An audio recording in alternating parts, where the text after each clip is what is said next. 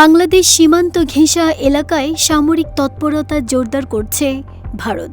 দ্বিতীয় বিশ্বযুদ্ধের সময়কার 5টি পরিত্যক্ত বিমান ঘাঁটি আবার সচল করার উদ্যোগ নিয়েছে নয়াদিল্লি।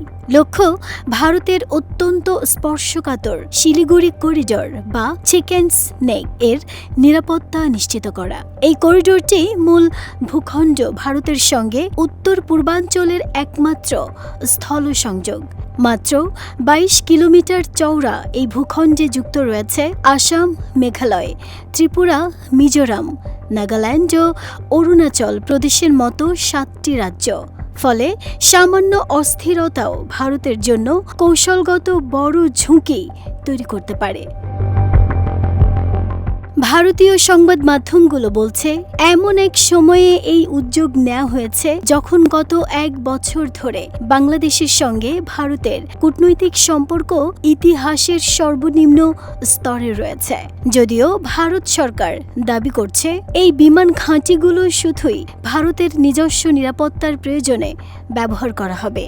ভারতের পরিকল্পনা অনুযায়ী যেসব বিমান ঘাঁটি ফের চালু করা হচ্ছে সেগুলো হলো পশ্চিমবঙ্গের জলপাইগুড়ির আমবাড়ি ও পাঙ্গা, দক্ষিণ দিনাজপুরের বালুরঘাট, মালদাহের ঝালঝালিয়া এবং আসামের ধুবড়ী। ভারতীয় প্রতিরক্ষা সূত্র সংবাদ মাধ্যমগুলোকে বলছে, সীমান্ত এলাকায় যে কোনো আকস্মিক পরিস্থিতি মোকাবেলায় এই রানওয়েগুলো জরুরি সামরিক ব্যবহারের জন্য প্রস্তুত রাখা হচ্ছে। ইতোমধ্যেই পশ্চিমবঙ্গ ও বিহারের সীমান্তবর্তী এলাকায় লাচিত বরফুকন নামে 3টি নতুন সেনা ঘাঁটিও স্থাপন করা হয়েছে।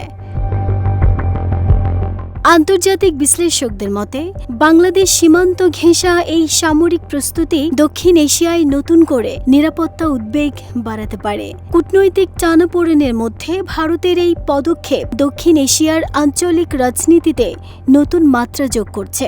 বাংলাদেশের পাশে ভারতের এই সামরিক প্রস্তুতি শুধু দ্বিপাক্ষিক সম্পর্কই নয়, পুরো দক্ষিণ এশিয়ার কৌশলগত ভারসাম্যকেই প্রভাবিত করতে পারে।